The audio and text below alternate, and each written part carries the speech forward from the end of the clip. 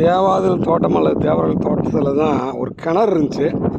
அதில் தான் நாம் வந்து நீச்சல் பழகினது. அதுதான் நமக்கு வந்து நீச்சல் குளம். அப்பா தான் பழகி கொடுக்குறாரு. எப்படின்னாக்கா, அவர் வந்து நம்ம அண்ணா கயிறில் வந்து கயிற்றை கட்டிக்குவார். நீ வந்து போடா நீந்துற அப்படின்னு சொல்லுவார். அதுக்கு பிறகு என்னென்னாக்கா, இந்த சுரக்காய் இருக்குல்ல, அது வந்து முத்தின சுரக்காய், அதுக்குள்ளே வந்து விதை இருக்கும். அப்போ முத்தின சுரக்காய் வச்சு நம்ம வயிற்றில் கட்டிட்டு அப்படி தண்ணியில் தள்ளி விட்ருவார்.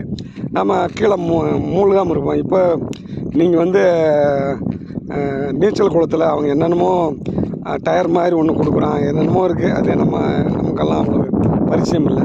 அதில் போய் நீச்சல் கற்றுக்குறீங்க உங்கள் பசங்களை காசை கொடுத்து. நம்மளாம் அப்படி இல்லை.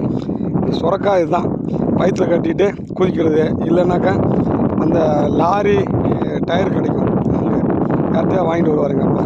அது வயிற்றில் அதுக்குள்ளே நுழைஞ்சி அதில் கற்றுக்கிறது.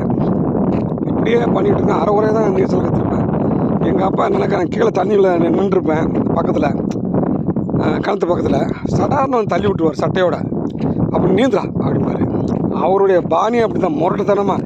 பாசமெல்லாம் இருப்பார், ஆனால் முரட்டுத்தனமாக கட்டுவார். டப்புன்னு தண்ணிக்குள்ளே தள்ளி விட்டுருவார். நம்ம ஐயோ அப்பான்னு தண்ணியை குடிச்சு அடித்து அப்படி பழகினா தான் நீச்சல்லாம்.